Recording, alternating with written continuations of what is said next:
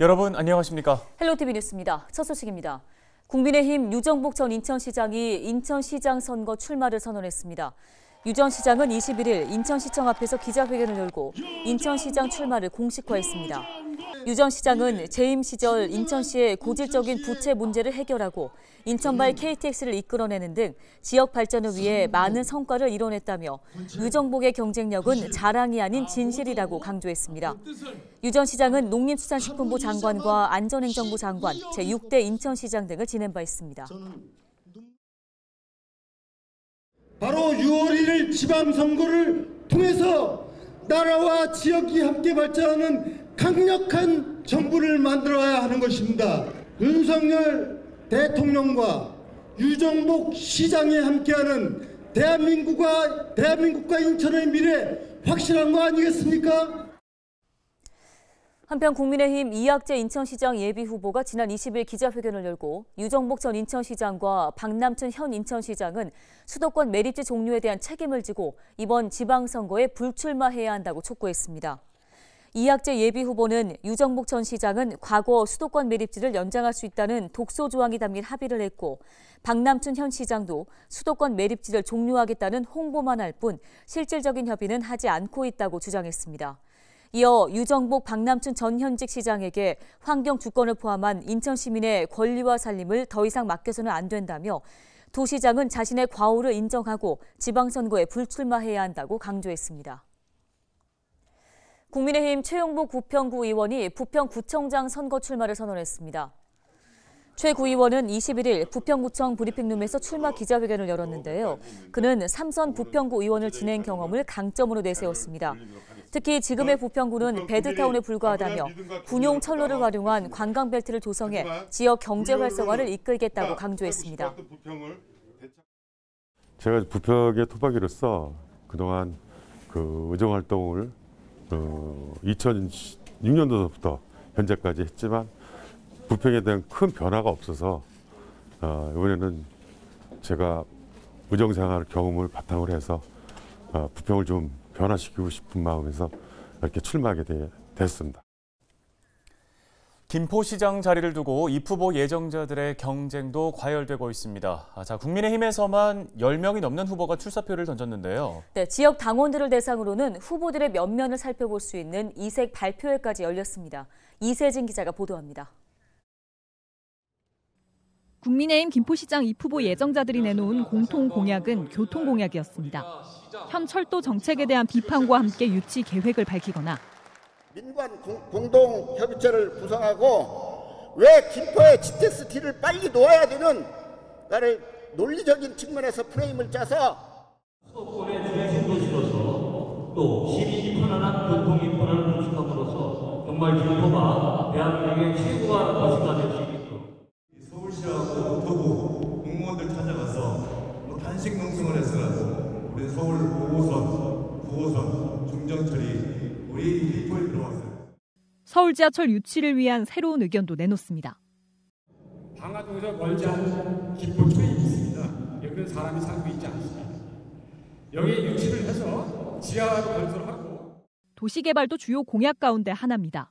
신도시 확장부터 김포 한강 신도시를 약 500만 평 이상 확장, 국제 공모를 통한 마스터 플랜을 수립하고 지역 불균형 해소에 관한 생각도 엿볼 수 있습니다.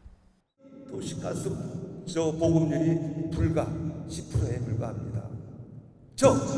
시장이 되면은 그 지역에 도시가스 보급률 80% 이상으로 시장을 국제 500년에 만들겠습니다.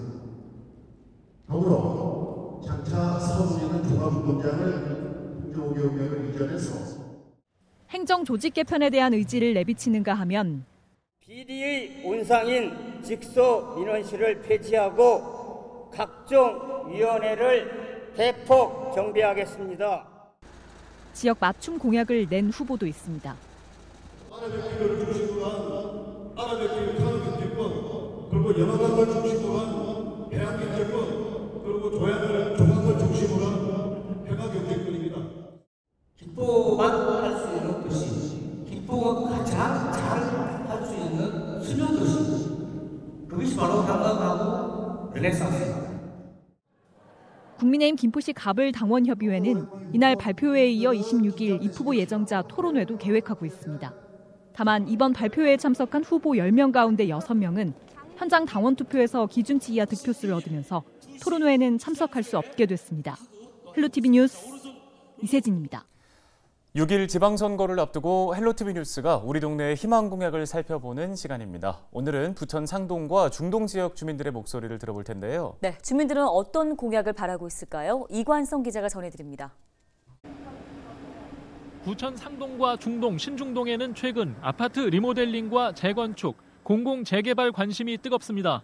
집이 낡고 주차장이 부족해 주거 환경 개선이 시급하기 때문입니다.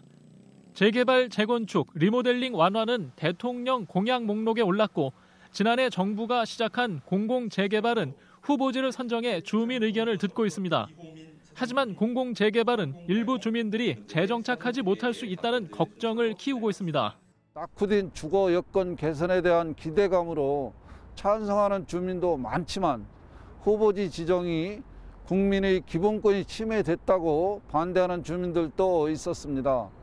향후 시에서는 사업을 추진함에 있어서 주민들 의견을 충분히 수렴하고 중동 주민들은 중동 사랑시장과 상동시장 등 전통시장 활성화를 위해 지속적인 지원을 요구하고 있습니다. 또 부천 아트센터 개관 뒤 부천 시민회관이 주민시설로 활용되기를 바라고 있습니다. 기존의 문화 공연 시설인 시민회관을 중동권역 주민들의 복합 문화 공간으로 활용될 수 있도록 시에서 일정 공간을 할애해 주었으면 합니다. 주민들은 최근 부천시가 추진하는 지역 개발 사업과 환경 에너지 시설 증축 문제에 걱정이 많습니다. 영상문화단지 개발이랄지 또 자원순환 소각장 증축 문제랄지 또 GS 파워 또 우리는 또 상동은 또 인접해 있어요. 그랬기 때문에 그것에 대해서 시민의 의견을 많이 들어가지고 거기에 반영을 좀 해주셨으면 좋겠다 하는. 광역동으로 바뀐 뒤 종전 3개 동이 함께 쓰고 있는 행정복지센터도 불만입니다. 한계동, 광역동 되기 전에 한계동으로 썼던 것도 좁아가지고 증축을 해서 썼는데 지금 3개 동이 합해져 있는 동이기 때문에 행정동이기 때문에 얼마나 좁겠어요. 그래서 주민의 불편이 엄청 많고 상동 주민들은 또 521번지 주차장 용도 부지를 도서관이나 문화센터로 바꿔주고 수도권 제일순환 고속도로 하부 공간을 주민들이 활용할 수 있도록 해달라고 함께 요구했습니다. 지방선거를 앞두고 주민들의 희망 공약이 고개를 들고 있습니다. 헬로티비 뉴스 이관서입니다. 인천과 경기 지역 코로나19 확진자 수가 주말 선별진료소 PCR 검사와 의료기관 신속 항원 검사 건수가 줄어들면서 크게 감소했습니다. 인천 지역은 21일 0시 기준 12,086명의 신규 확진자가 발생했습니다. 인천의 하루 확진자는 지난 16일 0시 기준 31,111명으로 역대 최다를 기록한 이후 닷새째 감소세를 보였습니다. 중증 환자 전담 치료병상 가동률은 66.8%, 감염병 전담 병상 가동률은 36%입니다. 지역별로는 부평이 1,835명, 계양 1,409명이 신규 감염됐습니다. 경기 지역도 21일 0시 기준 56,909명이 신규 확진됐습니다. 경기도 역시 지난 17일 0시 기준 18만 1,994명으로 역대 최다를 기록한 이후 계속 감소세를 보이고 있는데요. 전담 병상 가동률은 51.8%, 중증 환자 병상 가동률은 65.9%입니다. 지역별로는 부천 4,301명, 김포 2,245명이 신규 감염됐습니다.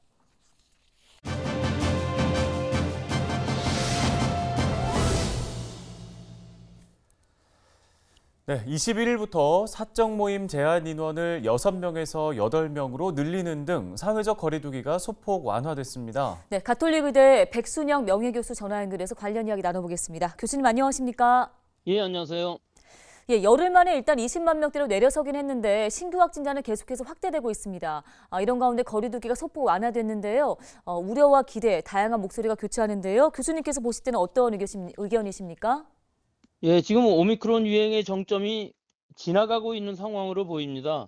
하지만 지금의 30, 40명 확진이 다음 주 정도가 된다면은 아마 정점을 다시 찍을지도 모르겠습니다만 다음 주 주말 정도가 된다면은 약 1,000만 명 이상이 감염이 되는 상황이기 때문에 우리 인구의 20% 이상이 자연 감염 후 면역을 얻게 됩니다.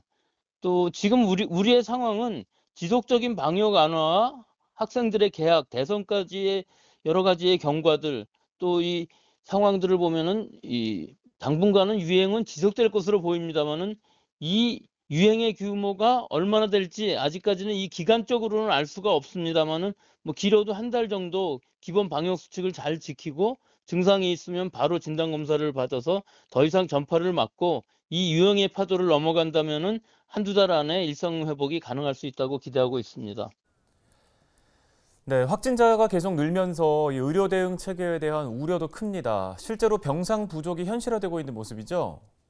예, 지금 중환자 병실 가동률이 약 60% 후반대이고요. 오늘 지금 발표된 중환자 수들을 보면 1,000명을 넘고 있습니다.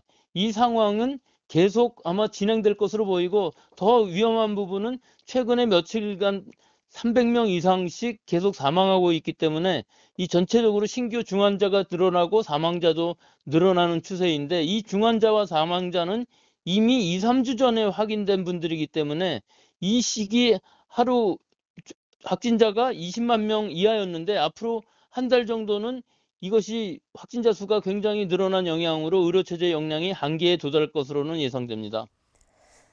네, 이런 가운데 정부가 현재 감염병 1급으로 지정되어 있는 코로나19의 등급을 2급으로 하향하는 방안을 논의 중인 것으로 알려졌습니다. 2급으로 만약에 하향될 시에는 그럼 어떤 점들이 달라지게 되나요? 예, 에볼라와 같은 1급 감염병, 이게 약 17개 종류가 되게 되는데요. 여기서 제외하게 되면은 일단 여러 가지 상황은 달라지게 됩니다. 24시간 이내에 신고 의무, 전수조사의 의무, 음압격리 치료 의무들이 없어지는 반면에 이 확진자는 일반 병상에서 치료가 가능하게 되고 격리하지 않아도 되는 상황이 되기 때문에 일상 의료가 가능할 수는 있게 됩니다. 하지만 이 격리 기간 중에 보상이라든지 치료비 지원 등이 없어지게 되면은 개인 부담이 커지게 될 수가 있어서 이 2급으로 제외하는 것은 또 1급에서 제외하고 2급이 되는 것 또는 혹은 4급까지 완화하는 것은 조금 더 기간을 두고 이 오미크론 유행이 어느 정도 감소 시기에 들어갔을 때 전환할 수 있다고 생각합니다. 네, 알겠습니다. 말씀 여기까지 듣겠습니다. 가톨릭대 의대 백순영 명예교수와 말씀 나눴습니다.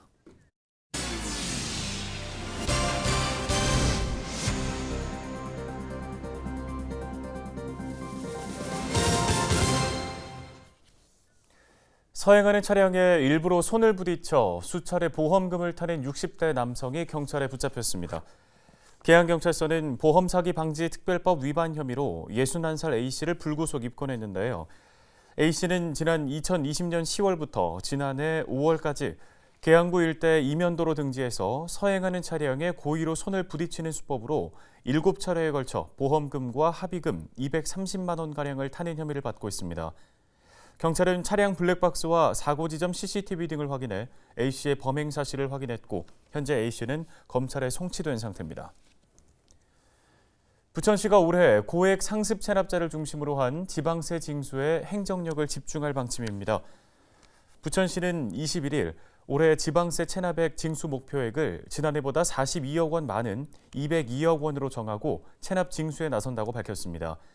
이에 따라 체납자의 부동산과 차량, 금융자산 등에 대한 압류와 추심 절차를 진행하고 신용정보 등록, 출국 금지, 명단 공개 등을 병행할 계획입니다. 고액 상습 체납자에 대해서는 직원별 체납 책임 징수제를 실시해 가택과 사업장을 수색해 동산 압류 절차에 들어간다는 방침입니다.